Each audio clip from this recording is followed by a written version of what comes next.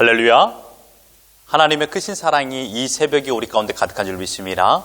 오늘 우리는 신명기 6장 4절로 5절을 통하여 절대적인 사랑이라는 제목으로 하나님의 말씀을 함께 나누도록 하겠습니다. 성경은 인류의 기원과 인류의 마지막을 기록해 놓은 책입니다. 인류의 첫 문을 하나님께서 창조로 여셨습니다. 인류의 마지막 문도 하나님께서 심판으로 닫으십니다. 하나님께서 처음과 끝이요 시작과 마침이 되십니다. 그 사실을 가르치는 것이 성경입니다. 여러분들은 하나님을 어떻게 알고 계십니까? 사실 이 질문은 이스라엘 역사의 시작에서부터 비롯됩니다. 모세가 하나님의 부름을 받은 뒤 하나님께 드리는 처음 질문이었습니다. 사람들이 하나님을 누구라 하면 제가 어떻게 대답해야 됩니까? 하나님을 누구라고 설명해야 됩니까? 하나님은 모세에게 대답을 알려줍니다. 나는 스스로 있는 자다. 하나님께서는 하나님 자신을 지속적으로 설명하셨습니다. 이스라엘 백성들에게요. 애굽의 10가지 재앙을 내릴 때입니다. 이스라엘 백성이 살고 있는 땅에는 단 한 방울의 우박이나 단 한 마리의 메뚜기가 출현하지 않았습니다. 애굽의 거대한 곡소리, 그러니까 울음소리죠. 모든 가정의 장자들이 죽을 때도 이스라엘 백성이 거하는 땅에는 단 한 명도 죽지 않았습니다. 이 위대한 기적 아닙니까? 거대한 홍해가 갈라지고 마른 땅을 밟는 기적을 경험하기도 했습니다. 불기둥, 구름기둥을 보여주시기도 하셨고요. 매일마다 만나를 내려주심으로 하나님이 공급자임을 보여주셨습니다. 크고 작은 전쟁을 통하여 이스라엘이 가나안 거민을 이기는 하나님의 능력을 눈으로 체험케도 하여 주셨습니다. 이 모든 것을 총망라하여 한 가지 목적을 말한다면 그것은 바로 하나님을 어떻게 알고 있느냐 이것입니다. 내가 누구인지 알겠느냐라는 것입니다. 하나님을 어떻게 아느냐라는 질문은 단순한 결과로 끝이 나는 것이 아닙니다. 알아도 그만, 몰라도 그만이 아니라는 것이죠. 왜 그럴까요? 구원과 관련되어 있기 때문입니다. 구약 이스라엘 백성의 역사는 깨달음의 시간입니다. 하나님께서는 우매한 백성들을 깨닫게 하기 위하여 무수한 방법을 동원하셨고 많은 선지자들을 보내주셔서 하나님이 누군가를 가르쳐 주셨습니다. 신약에 와서 예수님께서도 이러한 질문을 하셨습니다. 너희는 나를 누구로 하느냐? 예수님 주위에 사람들도 정작 그분이 누구인지 깨닫지 못했습니다. 그래서 동일한 질문을 자기들끼리도 합니다. 그가 누구인가? 주님이 세상에 계셨을 때 이것은 큰 물음이었습니다. 주님이 십자가 지실 때가 가까워 예루살렘에 들어가자 온 성이 떠들썩했습니다. 마태복음 21장 10절에 예수께서 예루살렘에 들어가시니 온 성이 소동하여 이르되 이는 누구냐 하거늘. 이 물음과 대답은 지금 우리에게도 매우 중요합니다. 오늘 본문은 우리가 믿는 하나님은 어떤 분이며 그 하나님께서 우리에게 원하시는 것이 무엇인가를 말씀하고 있습니다. 4절을 보십시오. 이스라엘아 들으라. 우리 하나님 여호와는 오직 유일한 여호와이시니 라고 말했습니다. 여호와는 우리 하나님이시며 홀로 하나가 되시는 여호와라고 말씀하셨습니다. 사랑하는 성도 여러분, 이것은 매우 중요한 말씀입니다. 하나님의 유일성을 말하고 있는 구절이기 때문입니다. 오직 한 분이신 여호와 하나님은 오직 온 세상의 구원을 위하여 이스라엘 안에서 크신 능력으로 자신을 계시하신 절대적이고 살아계신 하나님이라는 것을 말씀하고 있습니다. 모세는 이스라엘 향하여 5절에 너는 마음을 다하고 뜻을 다하고 힘을 다하여 내 하나님 여호와를 사랑하라 라고 했습니다. 여러분, 인생을 살아가는 사람들은 다 각각 모습을 가지고 있습니다. 그러나 동서양을 막론하고 삶의 목적은 저는 동일하다고 생각합니다. 그것은 바로 사랑입니다. 자신이 사랑하는 것을 얻기 위하여 살아갑니다. 자신이 사랑하는 것을 누리는 것을 목적으로 살아갑니다. 자신이 사랑하는 것을 더 풍성해지기를 바라는 마음으로 살고 있습니다. 그러니 대상은 다르지만 동일한 성격을 가지고 있습니다. 그것은 바로 사랑입니다. 모세는 이스라엘 백성들에게 인생의 목적을 말했습니다. 그것은 무엇일까요? 여호와를 사랑하는 것입니다. 그것도 하나님만 절대적으로 사랑하는 것, 이것이 우리의 삶의 목적이어야 된다라고 말씀하고 있습니다. 우리가 사랑해야 될 대상은 누굽니까? 여호와 하나님이십니다. 4절에서는 우리 하나님 여호와라고 소개했는데 5절에서는요 내 하나님이라고 말했습니다. 모세는 하나님을 이스라엘의 하나님에서 너의 하나님, 개인의 하나님이라고 말하고 있습니다. 물론 이스라엘 전체의 하나님이시기도 하죠. 하지만 각자마다의 하나님이라는 것입니다. 그러니 우리 모두는요 각자마다 하나님을 사랑해야 됩니다. 모세는 내 하나님 여호와라고 말했습니다. 이것은 무슨 말입니까? 뗄 수 없는 관계라는 것이에요. 부자지간을 말하고 있는 것이죠. 성경에서 하나님께서 인간, 즉 하나님의 백성을 사랑하신다라고 처음 고백한 것은 신명기 4장 37절입니다. 여호와께서 내 조상들을 사랑하신 고로 그 후손인 너를 택하시고 큰 권능으로 친히 인도하여 애굽에서 나오게 하시며 너보다 강대한 여러 민족을 내 앞에서 쫓아내고 너를 그들의 땅으로 인도하여 들여서 그것을 내게 기업으로 주려 하심이 오늘과 같으니라. 여호와께서 내 조상들을 사랑하신 고로 하나님께서 이스라엘을 사랑하시는 사랑은요 절대적인 사랑입니다. 비교 불가의 사랑인 것이죠. 이스라엘 백성들이 훗날에 어떻게 했습니까? 하나님도 사랑하고 이방 우상들도 사랑했습니다. 이런 여러 가지의 마음의 사랑이 아니라는 것이 오직 이스라엘 백성, 너희들만 나는 사랑한다. 절대적인 사랑이죠. 하나님께서 이스라엘을 위하여 친히 많은 권능으로 역사하신 이유는 내 조상들을 사랑하시고 택하시고 그들과 맺은 하나님 당신의 무한한 사랑의 언약 때문이었음을 말하고 있습니다. 명심하십시오. 하나님의 사랑은 철저히 하나님의 언약 아래 이루어진 것입니다. 이 말은 반대로 말한다면 이스라엘 백성이 그 어떤 행동과 어떠한 봉사와 수고를 통하여서 하나님께서 그 모습을 보고 그래 너희들이 열심히 살았으니 내가 사랑해 줘야지 라는 것이 아니라는 것이에요. 오직 하나님의 언약, 하나님 자신이 그들을 사랑하겠다라고 마음 먹었기 때문입니다.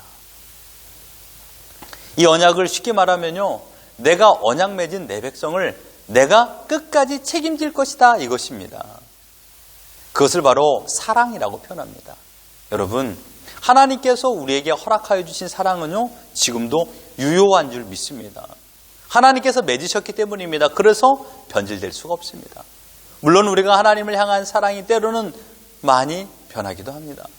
그래서 모세는 강조하여 우리에게 말씀하고 있습니다. 마음을 다하여 사랑하라. 뜻을 다하여 사랑하라. 힘을 다하여 사랑하라.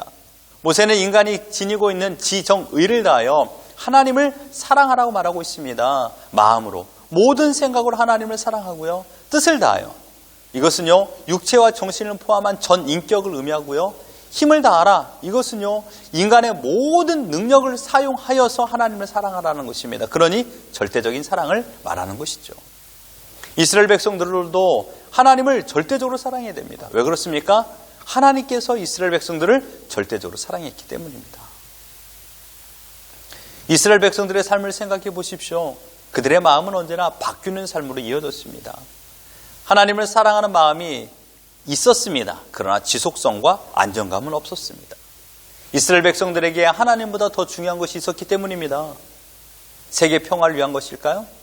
이방 민족에게 하나님을 제대로 전하기 위하여 내가 무엇을 해야 된다라는 거룩한 도전이었을까요? 그런 것이 아닙니다. 아주 단순하면서도 전욕적인 것이었습니다. 그것은 바로 그들이 사랑하는 것은 먹는 거였습니다. 먹는 문제. 무엇을 먹을까? 먹는 것 때문에 하나님의 인도를 거부하였던 이스라엘 백성들이었습니다. 그 먹고 싶은 음식이 뭐였나요? 아주 거창한 것도 아닙니다. 파입니다. 파. 민수기 11장 5절에 보면 우리가 애굽에 있을 때는 값없이 생선과 오이와 참외와 부추와 파와 마늘들을 먹은 것이 생각나거늘. 이런 생각을 하면서 하나님께서 인도하신 광야의 삶과 매일 먹는 지겨운 만나 때문에 하나님을 불평했습니다. 그들의 눈에는 하나님의 능력, 하나님의 사랑보다 파가 더 사랑스러웠던 것입니다. 하나님은 파보다 못한 존재가 되어버렸습니다. 이런 자가 바로 이스라엘 백성들이었습니다. 그러한 자들에게 하나님께서는요 끝까지 사랑하심으로 오래 참으셨습니다. 광야에서 경험한 무수한 사건들은 하나님의 사랑을 보여주셨습니다. 내 백성을 지키시는 하나님의 마음을 보여주셨죠. 그것은 우리가 하나님을 사랑할 수밖에 없는, 거부할 수밖에 거부할 수 없는 증거들입니다. 40년 동안 아침마다 먹은 만나를 어떻게 여러분 설명할 수 있을까요? 밤과 낮에 길잡이로 떠있는 불기둥과 구름기둥을 누가 만들 수 있겠습니까? 이스라엘의 역사는 하나님의 실존의 산실입니다. 가시떨기에서 시작한 하나님의 계획은 푸른 초장, 쉴만한 물가에서 열매를 맺는 마지막을 모세는 보았습니다. 하나님께서는 하나님의 사랑을 제한하신 적이 없습니다. 그 제한 없는 사랑을 예수 그리스도를 통하여 완성하셨습니다. 로마서 5장 8절을 보십시오. 우리가 아직 죄인 되었을 때 그리스도께서 우리를 위하여 죽으심으로 하나님께서 우리에 대한 자기의 사랑을 확증하셨느니라. 하나님께서 사랑을 완성하셨다라는 것입니다. 모세는 그 하나님을 사랑하라라고 말씀하고 있습니다. 모세를 통하여 하나님께서 하신 말씀입니다. 여러분, 사랑한다라는 것은 무엇일까요? 전에도 말씀드렸지만 사랑한다는 것은 지금 내가 생각하는 것입니다. 지금 내가 생각하는 것이 내가 사랑하는 것입니다. 한 주간 여러분 무엇을 생각하며 사셨습니까? 이 토요일 아침에 여러분들의 한 주간을 돌이켜 보십시오. 무엇이 여러분의 생각을 압도하여 여러분을 이끄셨습니까? 나를 흔들리게 하는 요소는 무엇이었습니까? 나의 마음을 요동치게 하는 동력이 무엇이었습니까? 여러분, 나의 생각을 방치해서는 안 됩니다. 나의 생각이라는 공간을 쉽게 빼앗겨서는 안 됩니다. 그 공간을 쉽게 노출해서 마귀 사탄이 지배하도록 방치해서는 안 됩니다. 우리들의 마음은요, 하나님과 아름다운 교제를 하는 곳입니다. 하나님을 생각하며 하나님 때문에 기쁨을 누려야 되는 곳이 내 마음이어야 됩니다. 사랑하는 성도 여러분, 오늘도 오늘의 시간을 살아갈 것입니다. 그 시간을 허락하신 하나님께서는 하나님의 존재를 생각하며 그분을 위하여 기쁨을 누리기를 원하고 계십니다. 모세가 지금 서 있는 환경은 변함이 없습니다. 광야에 있죠. 적들의 위협에 항상 노출이 되어 있는 위험한 상황입니다. 광야는요, 소유를 확대하는 곳이 아닙니다. 광야는 생존을 위하여 투쟁하는 곳입니다. 광야는 끝까지 버텨내야만 하는 곳입니다. 우리가 살아가는 지금의 이 현실도 광야가 아닐까요? 광야는 소유를 확대하는 곳이 아니에요. 현재의 광야는요, 생존을 위하여 투쟁해야 됩니다. 현재의 광야는 끝까지 버텨내야만 합니다. 아침에 내리는 이슬은 결코 풍족함을 제공하지 않습니다.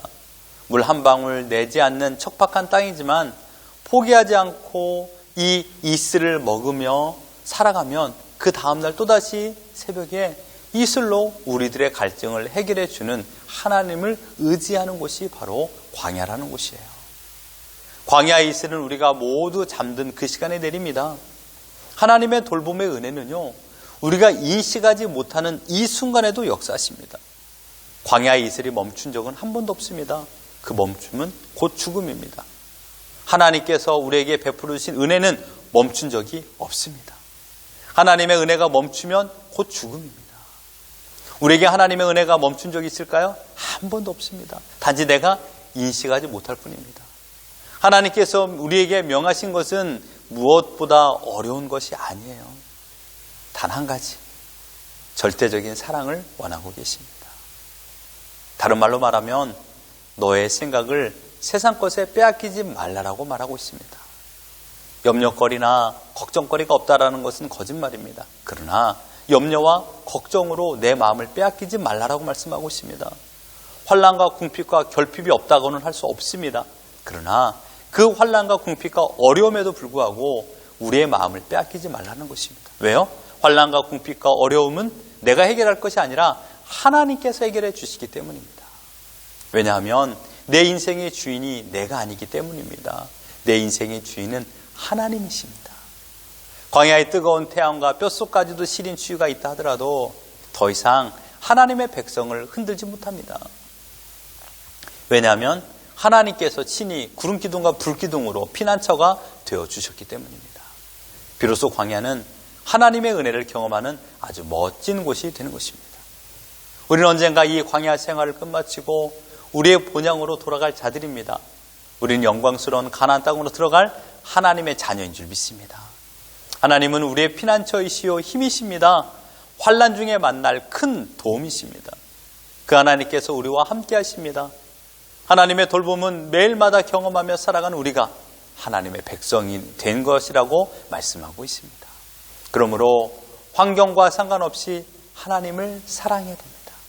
하나님을 기억하셔야 됩니다. 하나님을 묵상해야 됩니다. 그리고 하나님과 동행하셔야 됩니다. 잊지 마십시오. 하나님이 지금 나를 사랑하십니다. 하나님께서 지금 나를 생각하십니다. 하나님께서 지금 나와 동행하기를 원하십니다. 전지의 주인이신 하나님께서 나를 기억하고 나를 생각하고 나를 사랑한다라는 거 한 가지만으로 여러분의 가슴이 뛰지 않습니까?